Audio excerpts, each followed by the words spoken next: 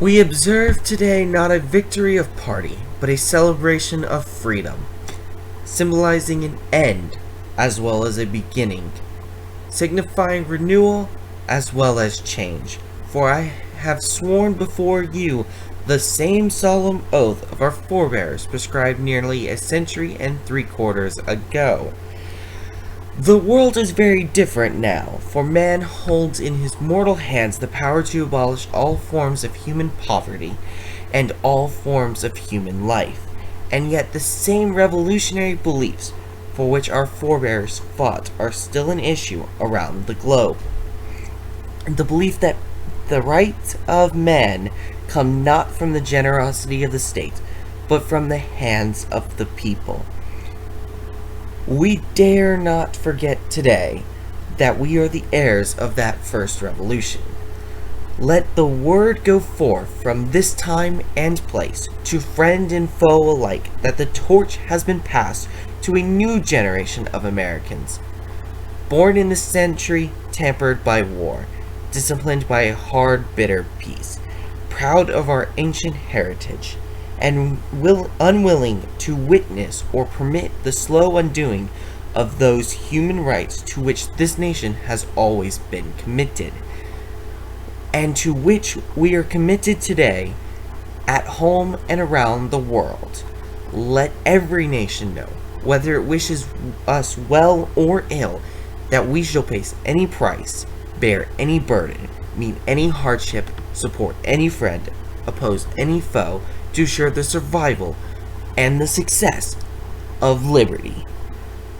This much we pledge, and more, to those old allies whose cultural and spiritual origins we share. We pledge the loyalty of faithful friends. United, there is little we cannot do in a host of cooperative ventures.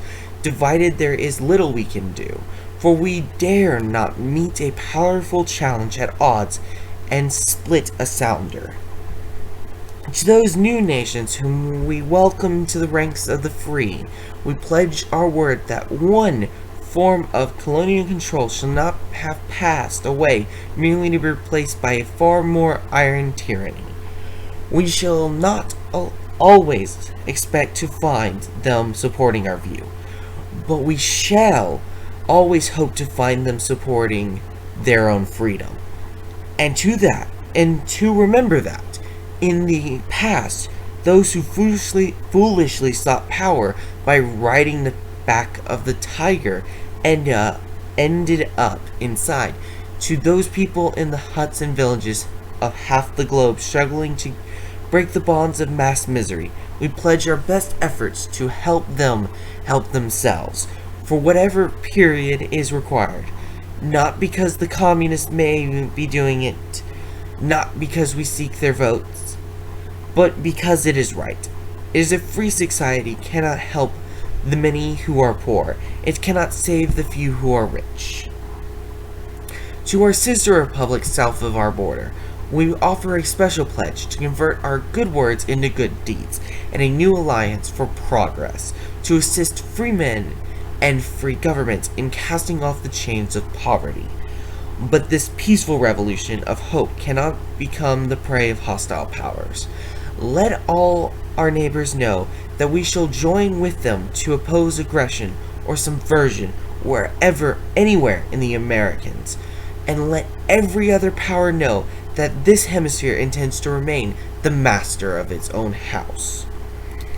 To the World Assembly of Sovereign States, our last best hope in an age where the instruments of war have far outpaced the instruments of peace, we renew our pledge of support to prevent it becoming merely a form of invective to strengthen its shield of the new and weak, and to enlarge the area in which its writ may run.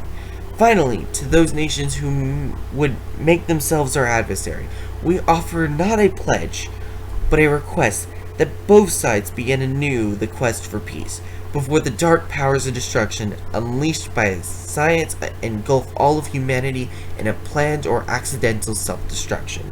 We dare not tempt them with weakness, for only when our arms are sufficient beyond doubt can we certain beyond doubt that they will never be employed. But neither can two great powers, powerful groups of nations, take comfort from our present course. Both sides overburden the cost of modern weapons. Both sides alarmed by the steady spread of the deadly atom. Yet both racing to the altar that uncertain balance of terror that stays the hand of mankind's final war.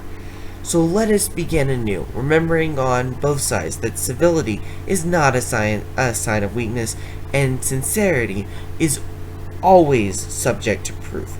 Let us never negotiate out of fear, but let us never fear to negotiate. Let both sides explore what problems unite us instead of belaboring those problems which divide us. Let both sides, for the first time, formulate serious and precise proposals for the inspection and control of arms, and bring absolute power to destroy other nations under absolute control of all nations. Let both sides seek to invoke the wonders of science instead of its terrors. Together let us explore the stars, conquer the deserts, eradicate disease, tap the ocean depths, and encourage the arts and commerce. Let both sides unite to heed in all corners of the earth for the command of Messiah to undo the heavy burdens and to let the oppressed go free. And if the beachhead of the cooperation may push back the jungle of suspicion, let both sides join in creating a new endeavor, not a new balance of power, but a new world of law, where the strong are just and the weak are secure, and the peace preserved. And this will not be finished in the first 100 days, nor will it be finished in the first 1,000 days, nor in the life of this administration, nor even in perhaps in our lifetimes on this planet. But let us begin. In your hands, my fellow citizens, more than mine. Let the reset the final success or failure of this course. Since this country was founded, each generation of Americans have been summoned to give a testimony to its nation's loyalty.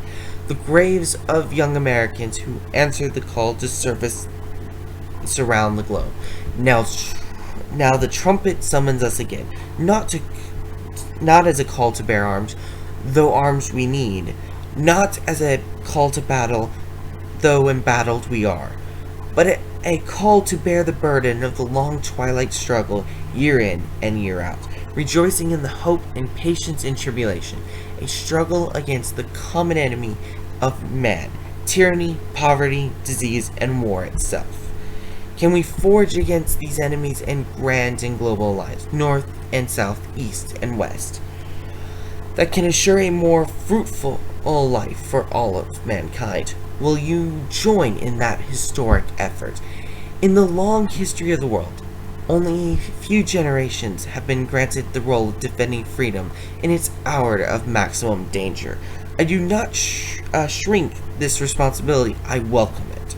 I do not believe that any of us would exchange places with other people in our generation, or any other generation. The energy, the faith, and devotion which we bring to this endeavor will light our country and all who serve it.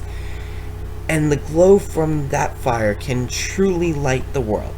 And so, my fellow Americans, ask not what your country can do for you, ask what you can do for your country.